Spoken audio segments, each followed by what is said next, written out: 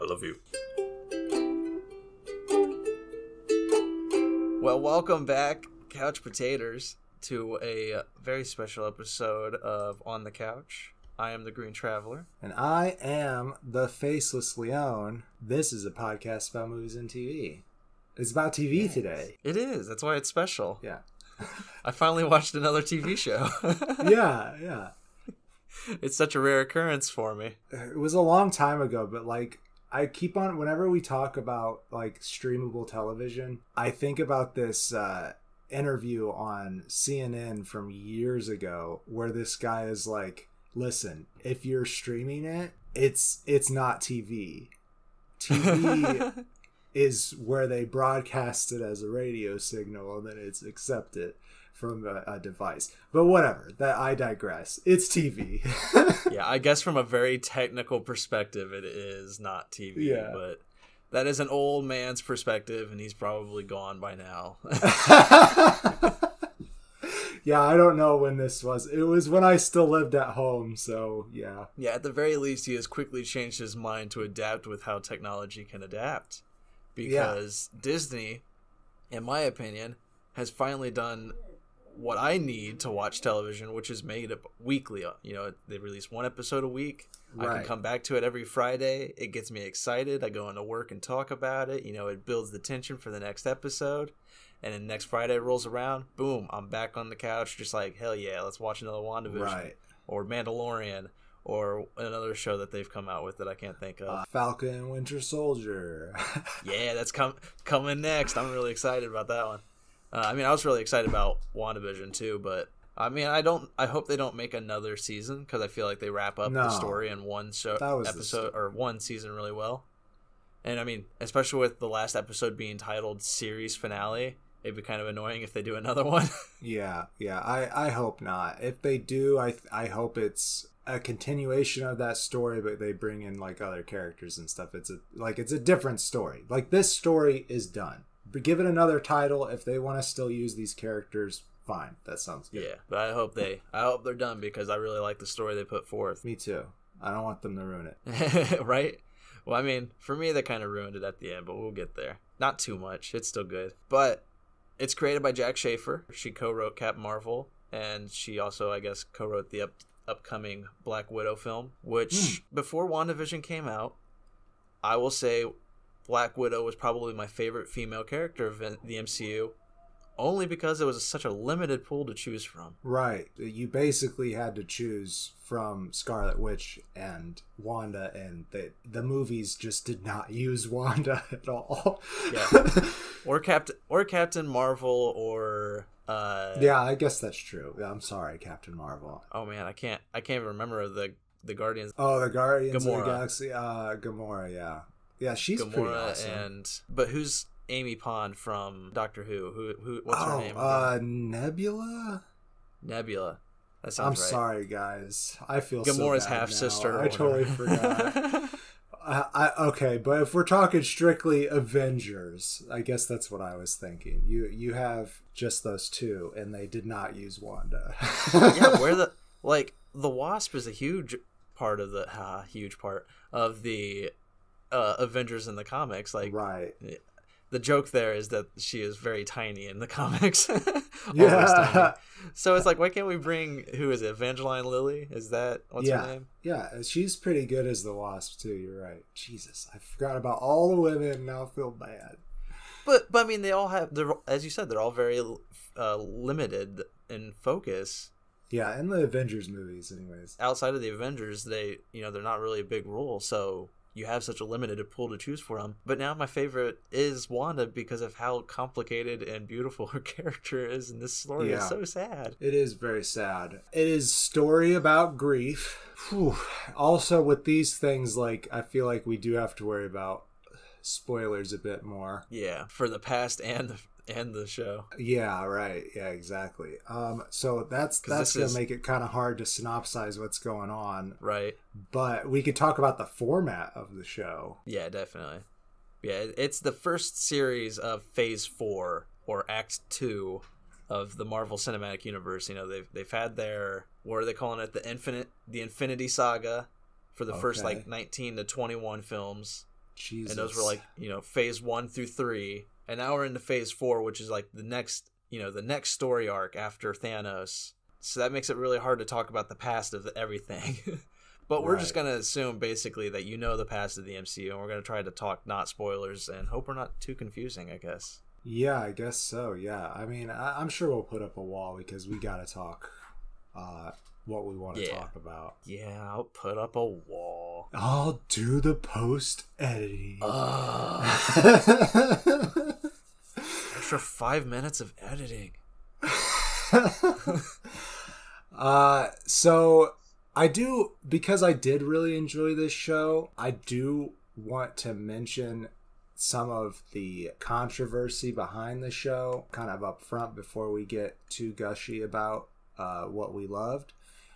So the main deal that I want to bring up here is that in the comics, Wanda and Pietro are both Jewish Romani characters, and their heritage is very important to some of their storylines. But for whatever reason, actually, I read an article about reasonings, but anyhow, the MCU dropped that storyline and then, cast white people to play the roles.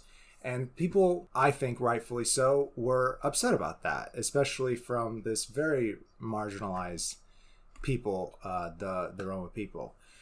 So for people, because I do feel like our culture is completely ignorant to it, at least mostly, to the common know-nothing, which, was me just a few years back. You would know these people as referenced as a word that starts with a G and rhymes with Ipsy. That is a slur for the Roma people, and we should try our very best not to use it. I know when you change your vocabulary, sometimes these things slip, but they are the Romani people, the Roma people.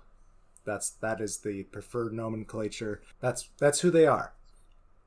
And in our media, we only get to see them represented as like mystics, fortune tellers, witches, that kind of thing. And while that is part of their culture, it's kind of part of their culture because they were forced into it. And there's more to their culture, Like any marginalized people, we should try to put forth positive representation in our media. And so it was really a missed opportunity on the MCU's part. Now, to kind of get into like the reasoning why that happened, as we all know, especially our nerdy friends out there, our nerdy potatoes, X-Men, the cinematic rights for them were owned by Fox. So when Disney's Avengers wanted to use Quicksilver and the Scarlet Witch, they were not allowed to portray them as mutants or as Magneto's kids. So Joss Whedon decided to reimagine them as being from Sokovia, which is in Eastern Europe. It's fictional. And Ultron dropped that shit like a motherfucker. Yeah, and then they dropped it. Yeah. I need to rewatch that movie. I think I only watched that one once because I did not like it very much. Yeah, I hated that one so much. But we'll do an MCU playlist, I think, someday. I'm sure we will. I'll make sure that I'll tag this into it, the playlist. Anyhow, so Josh Sweden, I always want to call him Josh and Sweden. Josh Sweden. Joss is stupid. Whedon. Hey, that's not that I think we should like this person because of recent events. Definitely we should No, I think his name is stupid. And if you're out there and your name is if your name's out there and it's Joss, I'm sorry, but it's a dumb name. No, well, okay. I don't know if that's fair, but anyhow, I'm calling him Josh Sweden from now on. You're calling him Josh Sweden. Okay. I think we've talked about this before. Both of us have trouble with language, and when I just hear that name, that's all I hear, because it is Josh Sweden, and that's not his name. So anyhow, he also had them doing experiments, volunteering for experiments with Hydra, who are neo-Nazis. And as everyone knows, Nazis committed genocide against Jewish people as well as Romani people. I think that is lesser known. Then the MC turns around and has them volunteering to work with these Nazis. Now, I have a theoretical excuse for that, and that is that Wanda and Pietro did not know the origins of this sinister organization. They just knew that they hated the world global economic fuckery that was going on, and Hydra seemed to be doing something against that. But still, it was kind of gross for people in the community. I would say probably outrageous and hurtful to them to have these heroes for their community be portrayed as Nazis. That's fucked up. Olsen, also, as we know, is a white lady. This is not a critique on her performance by any means, because I thought she did a fantastic job as this character. But way back in the day, when Age of Ultron happened, she did use the G slur in an interview. I would argue that, she had time to research this character and the Romani people. But, after that happened, that was her opportunity when the backlash came from that to say, oh, I'm sorry, I was unaware. Because it is, I do believe, a widely unknown thing in the American culture, despite the fact that we do have police brutality against these people in this country, as well as other marginalized groups, as we all know. So in this series, there has been some controversy as well, because of the one Halloween episode when she finally puts on the OG costume. She says to her kids that there are children. Vision and Wanda do have children in this series. I'll go ahead and say that. She says to them that she's a Sokovian fortune teller. So that really upset the community as well, because they had already dropped that heritage from these characters. In fact, there's a scene in one of the other Avengers movie where her room is covered in crucifixes, and she's, in the comics, Jewish. Yeah. It had already happened, moving forward. Yeah. And then they bring in this stereotype that's just kind of shoved in there, shoehorned in there. And the Scarlet Witch costume has nothing to do with their culture. Just absolutely nothing. So that is why there is some people who are upset about what's going on in WandaVision. And I understand that. I also am a white person, so I do not understand what it is to be marginalized. But I think it's important to recognize these groups and when things happen that upset them. So I just wanted to mention that, get it all out on the table before we talk this series, because I do rather enjoy this series. I do think it is a successful and very entertaining television show or miniseries. Definitely. But you're right, that is something important that is to be recognized and to be called out. We talked a little bit beforehand how Marvel could fix it, but it's like, I don't think there is a fix. I think being as successful as Elizabeth Olsen's character is, and as enjoyable as the character that they have created, she's absolutely perfect in the role, and I really love the character that they have created, even if it is not loyal to the comic book character or respectful to those communities. So the only solution, I think, is you have already introduced the multiverse. You've already put forth very publicly that you're going to explore the multiverse going forward in the new phases. So if you find other Scarlet Witches in the multiverse, be respectful to the community through them. Yeah, hire Romani actors to play her. Yeah, I think that's probably the right move. Because if you just remove Olsen, who is at this point beloved, I think that, though, I don't know. Maybe that is what the community would want, but I don't know. Yeah. I think she did a fantastic job, so it's hard to say. Yeah, I don't think she is actively seeking to be disrespectful to the community. Right. From the situation that was, how you described it to me, it sounded more like she was trying to be more inclusive or something. Yeah, yes. But she was just ignorant about it.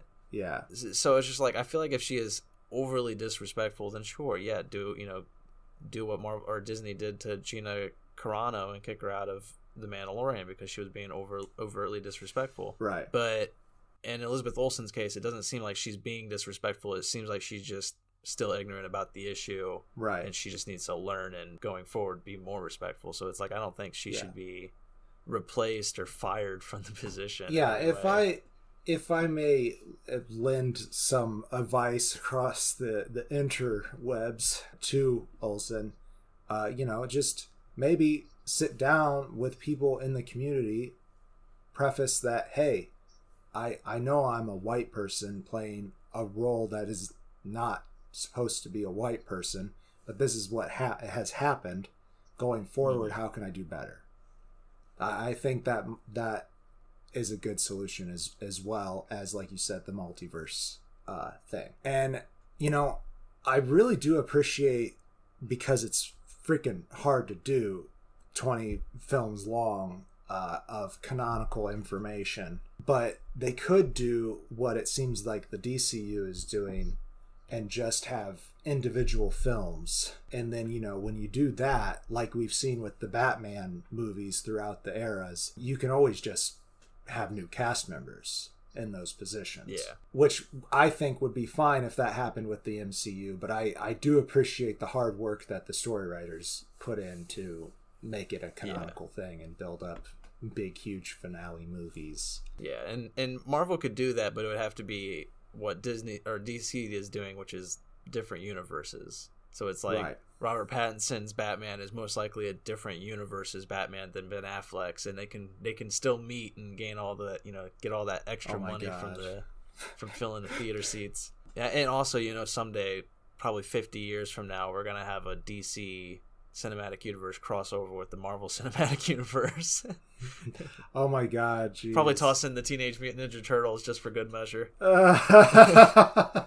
Hey, that shit used to happen, and then it seemed like the rivalry just got too thick, and it just doesn't. Well, if DC goes out of business and Marvel buys them, that might happen. Yeah, that might happen. You know what? I don't want DC to go out of business because comic books. There's just so much love for that industry. The fuck would I do without them? Right. And I'm not a huge comic book purchaser, so I'm sorry, DC, that I have not been helping. That's all right. I've been making up for it. Yeah, I do try to keep track with the stories with help from the Green Traveler, and I appreciate what they do quite a bit, and I love the artwork and all that. I'm just poor. Yeah. Yeah, and I'm slowly spreading into the Marvel comics as well. I built a huge stockpile of DC, and now I'm bringing in Marvels.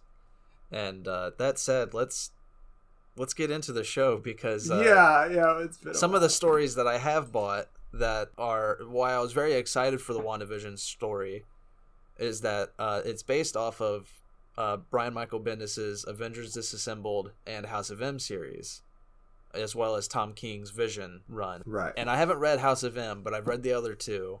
And both Brian Michael Bendis and Tom King are two of my favorite comic book writers. So I was really excited for this show because it's based off of their work. I don't know if either of those authors had anything to do with the show. I doubt it. But, just seeing that style of a story come to life was very entertaining because it had that compelling writing of both of those comic book writers. And Jack Schaefer's vision, her vision is great. Like, I really love what they're trying to do with this story, because as we said, it's based off of it's based after events that happened through Avengers Infinity War and Endgame. And so it's like, I don't want to spoil either of those movies if you haven't seen them, but it's Wanda and Vision dealing with that aftermath. Yes. And the way the show does it, in my opinion, is just absolutely thrilling and entertaining, because it takes all of it's just an homage to sitcoms, to America's sitcoms, right? And it's just a fun journey through the history of American television until you get to the end. But let's see, what are the shows they focus on? Episode 1 is like an I Love Lucy and the Honeymooners, and maybe a little bit of Bewitched, but I think that might be episode 2 more. Maybe. I think you're right. That's episode 2, because that's when they have the really fun intro that's definitely based off of the Bewitched intro. Yeah, and they also have it's also like a little bit of I Dream of Jeannie, which I've seen all of these shows, hit or miss. I don't think I've seen all of the episodes, but I've seen many episodes here and there. Nick at Night growing up, for sure. Yeah, my parents would definitely have that kind of stuff on television. Episode 3, now in color, is All in the Family and the Brady Bunch. And then I wrote down 5. Oh yeah, that's right, because episode 4 is kind of a it steps away from that. Yeah. Which that was the part of the show where I was just kind of getting bored, is when it's no longer in the Wanda universe of what was the town called? Westview. Westview, New Jersey. When the Marvel Cinematic world started to enter that world is when I was just like, ugh, okay. I was intrigued by it at first, and then it just started becoming less like, oh, this is a very entertaining homage to television, and here comes the Marvel Cinematic Universe. But episode 5 is Full House style, which was hilarious because Elizabeth Olsen, who is Wanda, I don't know if it's her older sisters or younger sisters. I think it's older sisters. Yeah. Mary Kate and Ashley were, they played the one girl on Full House. I don't remember the character's name. Michelle. Thank you. I watched a whole lot of Full House, man. Oh, I did too. So I didn't have a crush on them in Full House, but when they got older, they were like my young boy crush, because I had well over maybe 70 novels of their Mary Kate and Ashley Olsen adventures, their detective club. Like, I was obsessed with them as a kid. I wonder how much hand they had in the stories of those novels. Probably very little to none. Probably none. Yeah, just their image was for sale, and authors were using it. And I remember being made fun of at school because I would be reading those books. Like, people would be like, "Greg, what the fuck are you reading?" I'm like, "Mary Kate and Ashley Olsen is a detective agency. It's fucking brilliant." Fuck off. Shit's my world. I know I really like to go see their movies. Especially when they got to actually be sisters, because in Full House they played the same person, which is weird, but I love it. I think the movie and TV thing is, especially when they're infants, which she practically was an infant when they started, is that the child's not always going to be perceptive to direction, or they'll be having a bad day, or one of them is sick. So you just, swap them in and out so that the kid doesn't get too tired. I think I think there's a couple of other famous sitcom kids who are actually played by twins. I don't have them offhand, but never would have thought about it. It's funny though that now I love Elizabeth Olsen more than I love Mary Kate and Ashley, because Mary Kate and Ashley are doing other things. They're no longer acting really. The media is less saturated with them as it used to be. Yeah, and I hope they're in a better place, honestly, because I feel like after a while the media attention was too much for them. Yeah. Paparazzi, man, they're fucking crazy. But after the Full House episode 6, the Halloween one, is like Boy Meets World and Malcolm in the Middle. And then we got to episode 7, which was Modern Family, and that's where I realized this is where the show for me started to go downhill, was episode 7. So it's like episode 7, 8, and 9. Even though I still loved those episodes, the style of it was gone, and I don't like the style of Modern Family. It's it's very like, it's kind of like The Office also, which I know I'm going to get a lot of hate and backlash for that. I haven't watched The Office. I've seen like 10 episodes tops, and I don't mind it. I think it's a good show. I can't stand that style of storytelling where you just cut away from the action and then the actors are just talking to like an interviewer and it's just like, well, Martha, blah, blah, blah, blah, blah, blah, blah. And I'm just like, yeah, it makes it feel kind of like a documentary is kind of, it's trying to give it a reality feel to it, like a reality TV feel to it. One thing that I will attribute to that style of show is that it definitely made the laugh track inappropriate. Like, yeah.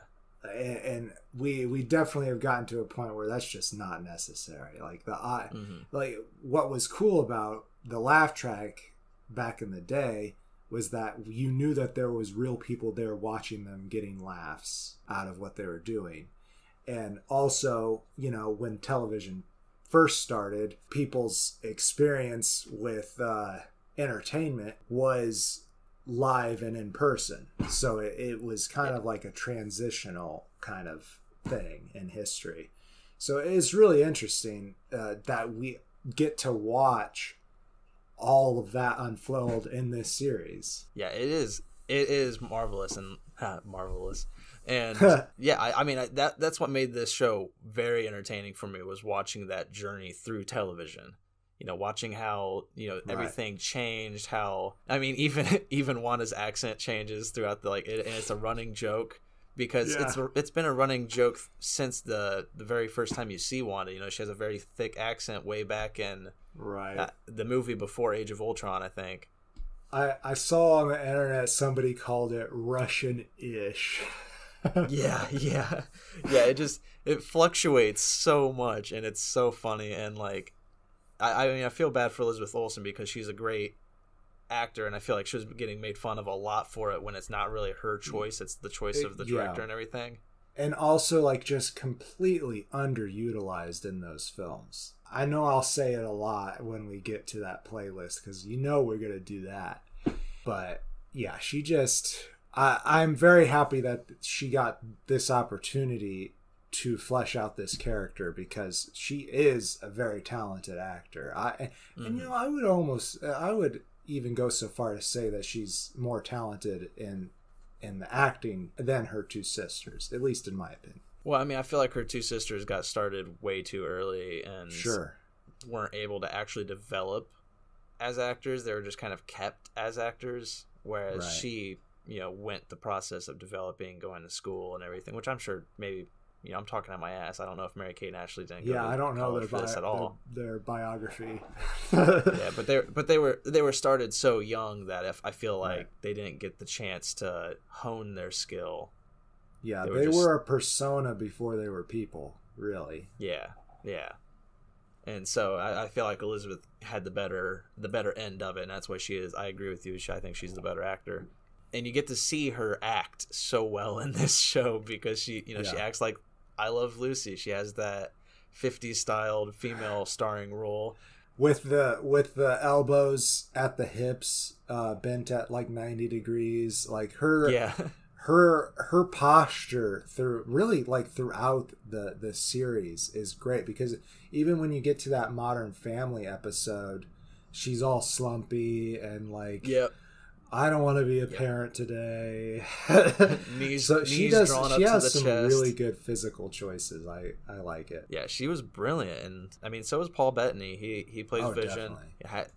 Has played Vision since we played Jarvis and Iron Man. I think he's been in it from the beginning. That straight up fucking blew my mind. When we watched that movie, that was the one thing that I liked about the movie was like that. He was Jarvis the whole time. That was that was cool. Well, it's such a wild journey for Paul Bettany because, you know, he's gone from seeing his AI voice character become one of the most powerful superheroes in the Marvel Cinematic Universe. It's like what fun it's been for him to watch, like to build this character throughout all the years. And again, because of events in Endgame, how he builds his character in this is very unique, and he gets to have another fresh look at it, like 2 or 3 different fresh looks at it, and it's absolutely thrilling for like it's got to be thrilling for him, I imagine. They don't really explore either of these characters too well in the Avengers movies. Yeah, like they get small facets and like tidbits here and there. And like, you know, you get they get a little bit of a romance story in those movies, but it's really just because there's so many freaking characters. And they definitely want to focus on Iron Man and Cap, and I get that. Yeah. But they get their focus here. Yeah, for sure. This show, though, totally was a big reminder, especially those first 2 episodes, that Bettany is fucking hilarious. Oh, yeah, right. He's such a good comedian. Hilarious. Oh, man, there's some great sitcom moments in those first 2 episodes, especially. Oh, man.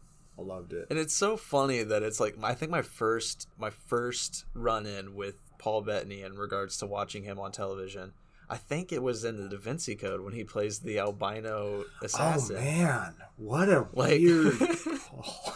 Oh my god, I forgot he's gone about from that. there to here for me.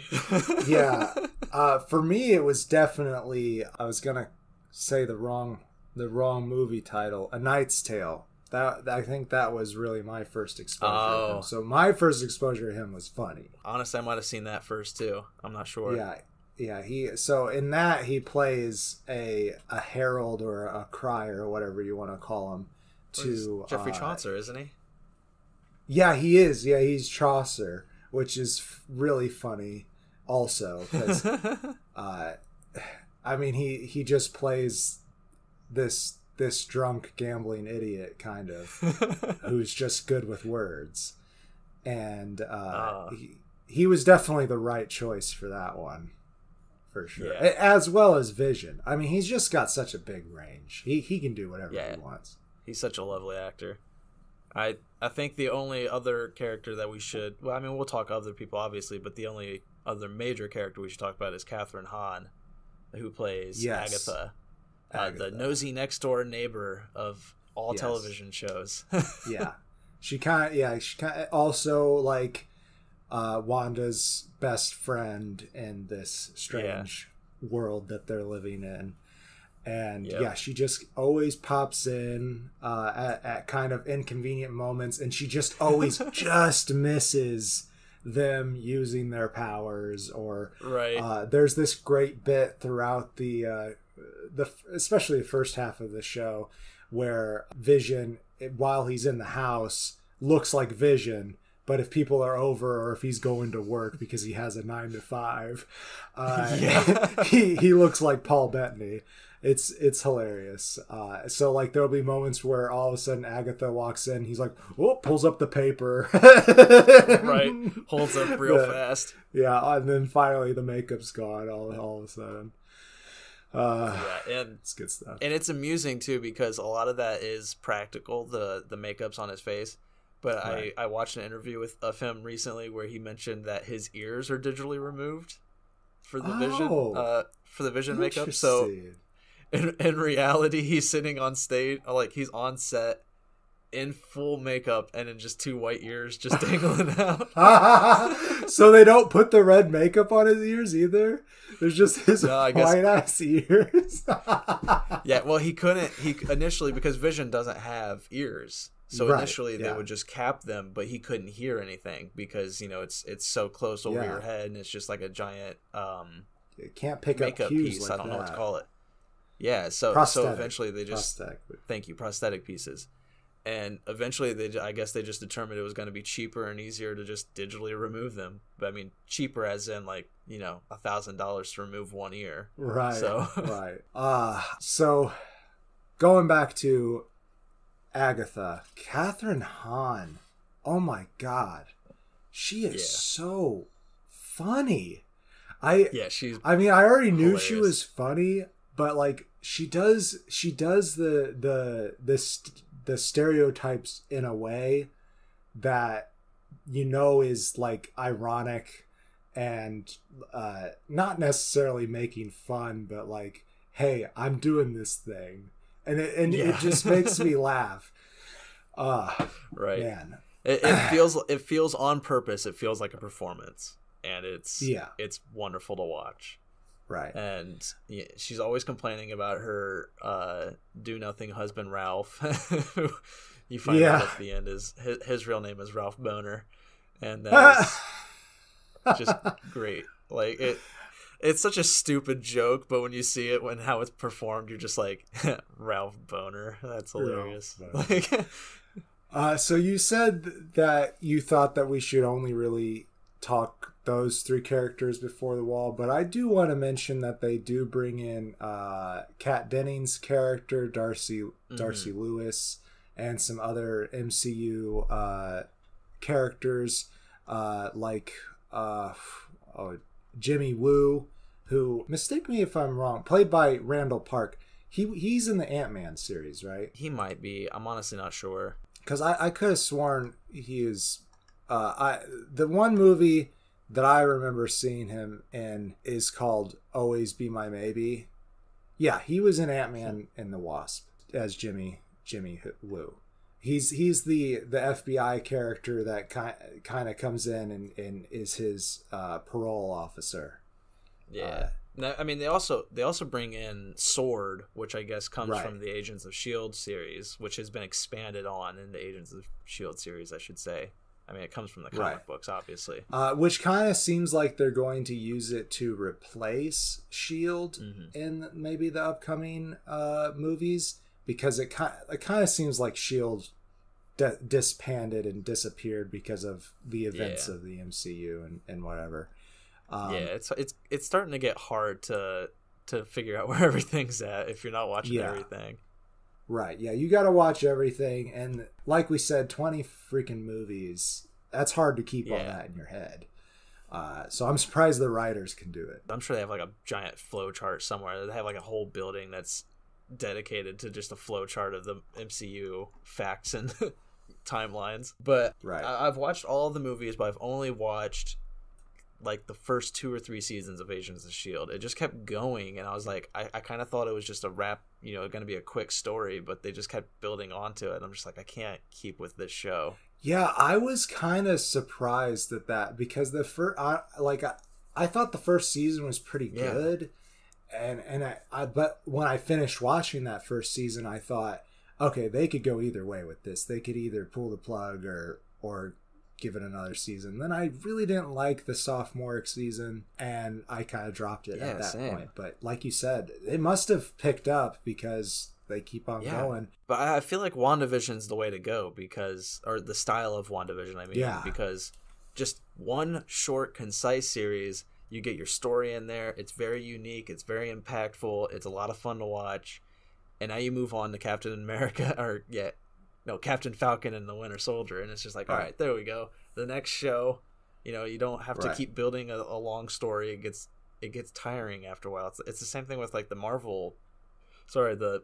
Netflix Marvel shows, Daredevil and all those. I know they were canceled, but Daredevil had 3 solid seasons, told a really good storyline. Pretty solid. And, at the end of the 3rd season, it's wrapped up. It's nice. I wish I think there could have been more. I wish there was a little more, but that's it. You got your story across. It was nice. They did do it. Yeah. You're right. I wish it would have kept on going. I'm glad it did feel like they knew the end was coming though.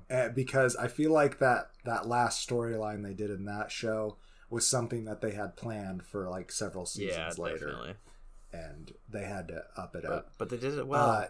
One more performance that I feel like we gotta mention before we move on, because she's a big proponent to the plot, is Monica Rambeau, portrayed by Tiana Paris. She's awesome. She's kick-ass. I'm excited to see her. Yeah, and she has ties to the Captain Marvel movie, and so they definitely have a big plan for her for the future of the MCU, and I'm totally on board because she was super fucking fun to watch. Yeah, she has a big character in the comics, so I've been trying to avoid spoilers, but because I'd rather just come across a comic that she's in, but at the same time, it's hard to avoid spoilers on the internet today when you're trying to just... Oh, sure, yeah. But yeah, she definitely has a very fun and important role to the show, and I enjoyed her presence, and I enjoyed Kat Dennings and Jimmy Woo. What was it, the actor's name? Randall Park? Yes. I enjoyed them. I mean, I enjoyed... The weird part about this show is I really did not like Kat Dennings' character in Thor and Thor the Dark World. She just... Right. I don't know. She's not utilized well in those movies, in my opinion, and her character is just kind of annoying in them. Yeah. And in WandaVision, I groaned when I first saw her. I remember you texted me. Yeah, I texted you like immediately. You're like, oh, they brought her back. And I was like, just watch the episode. Yeah, they did it really well. She's super fun. She's actually hilarious in this show. Yeah, and super smart, too. Yeah. And she's not just there to just be that annoying friend. Her actions in this show are important and drive the story forward. And I'm just like, hell yeah, they made this character work, and I'm happy. And yeah, I do kind of feel like the ending part that they used her in was kind of shoehorned in. They're like, oh, we forgot about Darcy. yeah, they definitely did. That's what it kind of felt like. I think we both kind of agreed that they probably could have done the finale in 2 episodes and make it a 10 episode series. I think that could have been better. I don't know. I actually liked how they wrapped it up. I'm happy with it being 9 episodes. I don't think they should have made it a 2-parter. If anything, I think they should have wrapped it up sooner in 8 and made the ending yet another style of television. Because as I said, those last, after the 7th episode, 8 and 9 are just kind of, freeform MCU superhero punch 'em up. It's not as... They're not sitcoms anymore. They dropped the sitcom aspect of it, and it becomes the 8th one though still had that TV feel though to an extent, but it felt more like we're getting a lot of these style of shows nowadays because effects are a lot easier and more affordable. But like it kind of felt like the new Sabrina the Teenage Witch series a little bit, which I know a lot of people don't really like that show for reasons. I've only watched season 1. No more really funny, except from the villain that shows up. There is some funny bits, but I mean, for me, that was the sad part about the end. That's where it started to fall downhill for me, was because it had lost that intriguing factor that was keeping me coming back. Right.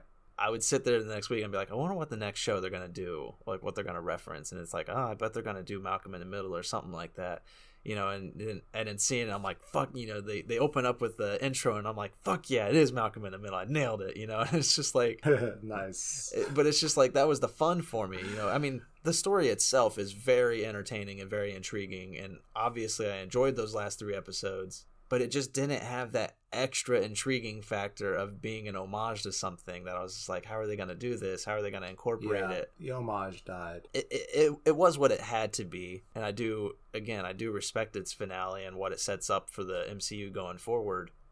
But I don't know. I wanted a little more. I think, or a little less even. Either more or less. Yes, I can agree.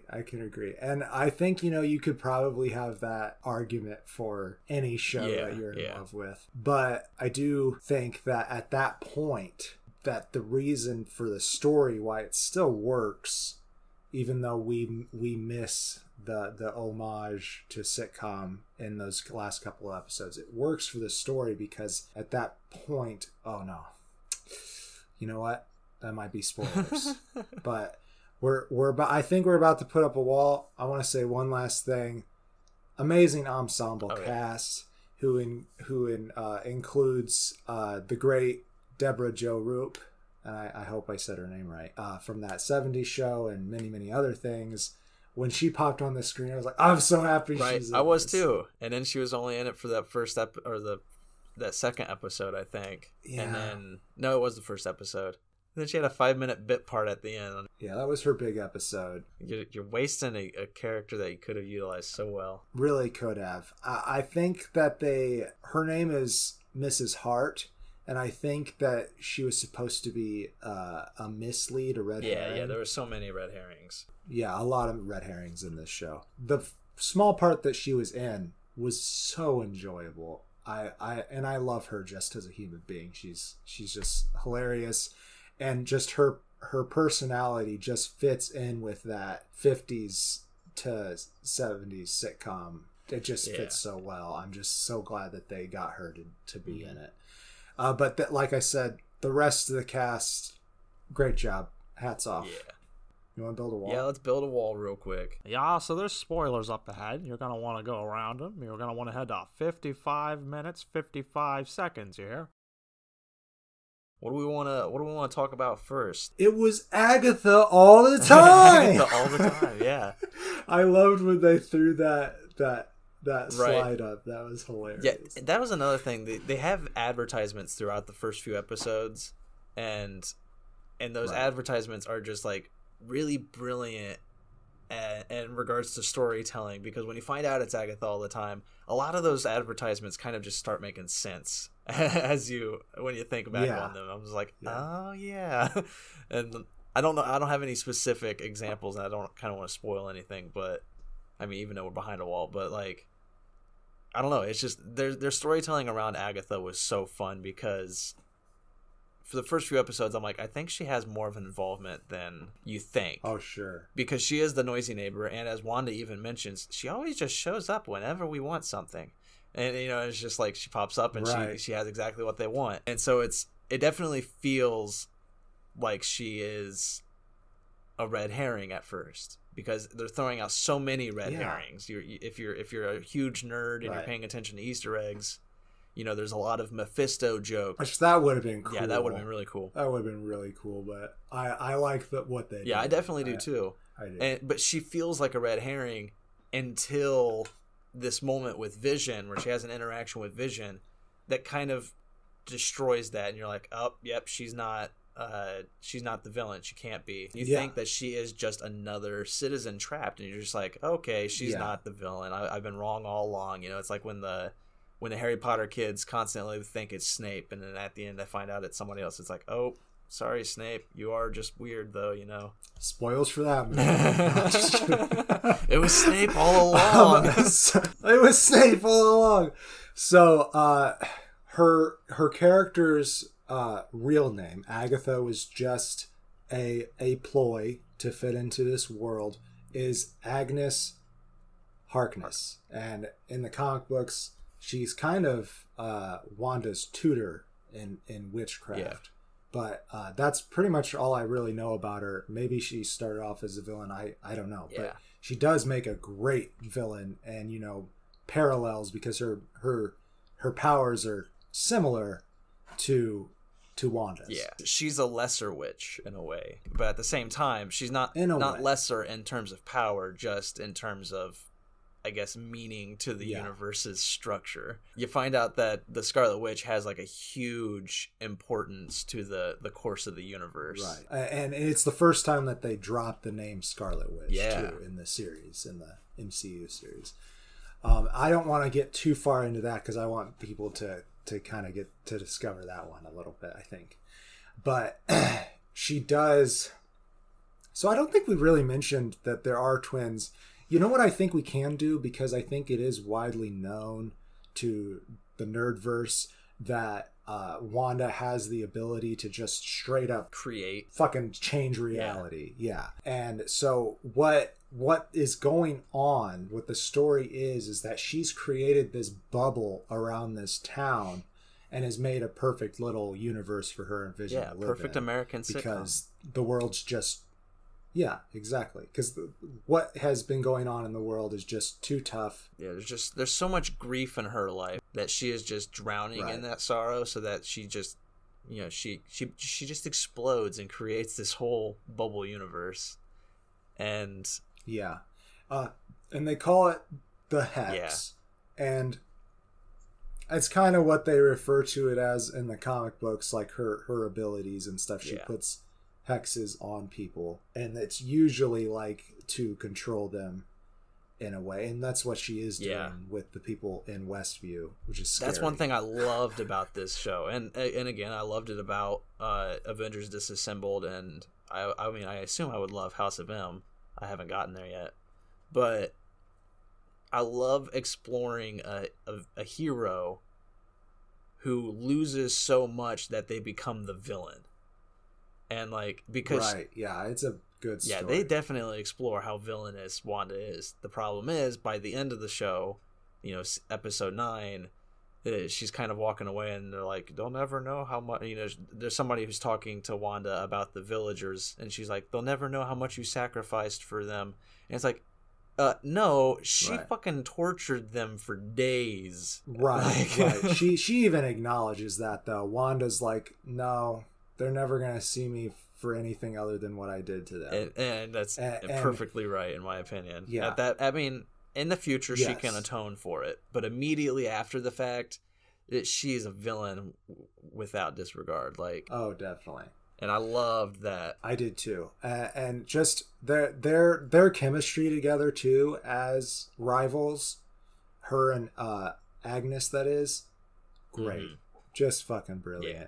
Oh, it's so cruel. It is kind of cruel. Like, there is a cruelty to this new Wanda character, and I like it. Like, I mean, I think if you're gonna have super powerful beings, and yes, they save the world and shit, but just having them all be Boy Scouts is boring. Yeah, it's so boring. I think it's gonna be a very. I love it when they're more complicated and they have facets of their personality that you're like, ooh, that's bad, man. Yeah, you should walk away from that. Yeah, she's definitely more anti-hero now, it feels, and I'm excited to see how she interacts with Doctor Strange in the next Doctor Strange movie. Oh yeah, because I feel like that's definitely what they're implying. I mean, I know she's already been cast in the movie, but there's end credit scenes at the end of some episodes. Like, you have to sit around through all the credits. So yeah, that's a fair warning to everybody. Not even every episode. I think it's just like the last 2 or 3 have mid-credit scenes. Like, but yeah, at the very end of the 9th episode, there's an end credit scene that kind of implies the Doctor Strange 2 movie. So I'm really excited to see where she goes with that, or how her new anti-hero-ness incorporates with Doctor Strange. Right. So, man, what do we want to talk about next? Oh yeah, I did have something to say about the Doctor Strange thing. I loved that drop that Agnes gave, is like, you're even more powerful than the Sorcerer Supreme. So I am really interested to see how that goes. Yeah, because who knows? Because she could still be villainous. She still could lean that way. Yeah. Because it's kind of... Yeah, that would be an interesting story. It's kind of opposite of what happens in the comic books. Yeah. Well, I guess in the movies she started out with Hydra, so already opposite of the comics. It's the Brotherhood of Evil Mutants that she starts with in the comic books, which the MCU wasn't allowed to do that at the time. Ooh, that's one thing to talk about is Evan Peters. He makes an appearance in the show. He's Quicksilver. Evan Peters is the Quicksilver of the Fox universe, whereas the guy they had playing Pietro, I can't remember his name, in the Marvel Cinematic Universe, his character, big spoilers for other movies, his character died in like Age of Ultron. Right. So having the Fox universe's Quicksilver appear in the WandaVision show was really exciting for me. I was like, oh shit, they're gonna do some retconning in this universe. It's like, what's going on? Yeah, like are they gonna blend these universes? Are we gonna get X-Men, Hugh Jackman back?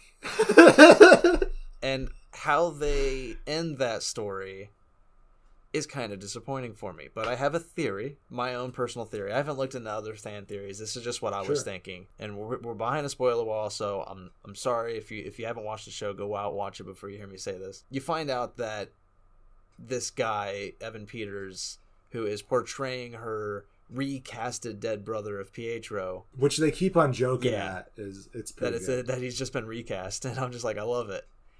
And I was all for it, but then you find out he's just Ralph Boner, the guy who is under Agatha's control. And my thought is, he is actually the Quicksilver of the other universe. He's somehow stuck in our universe, and he was just in the wrong place at the wrong time. He's going by a different name. You know, he made the name Ralph Boner. And so that totally tracks for that character too, because he's such a goofball, that Quicksilver. Yeah, that's my personal theory, is that he is just trapped in the Marvel Cinematic Universe, and he's trying to figure out how to get out of there. You know, maybe he ran too fast and like split the universes on accident, And now he's just being like, now he's just Dude. like stuck here, and he's just like, fuck, and he just gets trapped by Wanda in this little TV universe. That makes so much sense, though, because Agatha does not have the power to create. So how would have he gotten super fast? Yeah, unless he already had it. Yeah, I think it was just Wanda imbuing him with that. Because once he showed up as Quicksilver, maybe she just intuitively gave him that power. Yeah, because she doesn't necessarily have... This was an accident. Yeah. It just kind of happened because she was so overwhelmed with grief. Yeah. So I could see that being the case too. Like, she sees him. Somehow she knows that it's Pietro, which is also kind of weird. Then her magic just creates it and gives it to him. Maybe. Yeah. And I'm really excited to see this journey of how she learns how to control these new powers. Yeah. It's not that the powers are new, it's just that she had never gotten to the point where they had escaped her. Yeah. And gotten so big and out of control that she was able to know what she was capable of. Yeah. Well, I guess it's time to wrap up. Huh? I guess you're right. So, I'll go first with closing statements. Again, as you said at the very beginning, it's important to respect the Roma people and bring to attention the disrespect that's been going on in regards to this character's cast and how they've portrayed her throughout the show. That in itself, I think, detriments the show, but not to the point where it's not watchable, to where it's not still to where you're not able to be entertained by it. If you are of that culture, I think it definitely detriments it even more. Of course, yeah. Just for the average Joe like you and me, it's still entertaining. Just know in advance that that's going on, and try to make yourself better and learn more about that, the issues going on and the hardships there. All that said, WandaVision is a very fun and entertaining show. The journey through television, American sitcom history is quite fascinating to watch and really well presented. The acting's brilliant. And I really, really enjoyed the story up until the last episode, where it stopped being a sitcom, very well thought out progression of events, and became just your average superhero beat 'em up. I don't know. I wanted it to have more of a deep, thoughtful ending. I wanted it to be more in the mind, more about the issues, and less about punching your villain or throwing CGI'd spells at them. But there is a fight with Vision at the end, where it becomes more of a thought experiment, and I really enjoyed that fight. Yeah, that was so good. Yeah, that was a great moment, and I really liked it. But everything else in that last episode, even though it is an entertaining superhero episode, I was just kind of bored that it went right back to being superhero and stopped being this very thoughtful, deep exploration of a show. So I don't know. I still recommend it. I don't remember if I grade television shows or how I do this, but I think you have been still giving it your out of 4 stars rating. So I'll give this I'd give it 3 stars. It's a 3.5 show, but the recognition at the beginning, I think, does detriment it, but I don't want it to go below 3 stars. No, I wouldn't either. I think it's definitely a full-face show. I loved watching every minute of it. I knew, I think ahead of time in the back of my mind, that the Maximovs were Romani, but it was something that I kind of had forgotten and was reminded by my wife and did some research on, because our culture is trying to change, and my family appreciates that and want to support that as much as possible. So it's important to recognize when marginalized peoples are being disrespected, even if it's not intentional. Yeah, we green people from Gorsh want to recognize it too. And don't forget your amorphic beings. So yeah, like I said, full face movie. I do kind of wish we talked about Vision more, but it's just too big of a spoiler. Yeah. So you got to go watch the show, especially if you're fans of these characters. It's unfortunate that Wanda isn't represented from somebody from our culture, but it's something that has happened throughout the history of Hollywood. And I do think that they're trying to do better. Yeah. I do. So that's what I have to say. That's the show. Yeah. That's the show about a show. That's about a show. I've been the Green Traveler from Gorsh. And I have been the Faceless Leone, still working hard on that potato diet. At least I think that's how the canon of the show works. Safe travels, and good night. Green and Faceless on the Couch is a proud production of Fiction Works 19. If you want to learn more information about us, check us out on Facebook. You can also check out the Facebook and Instagram accounts of Fiction Works 19. Don't forget to like, follow, comment, or subscribe wherever you catch the show. Thank you all very much for listening.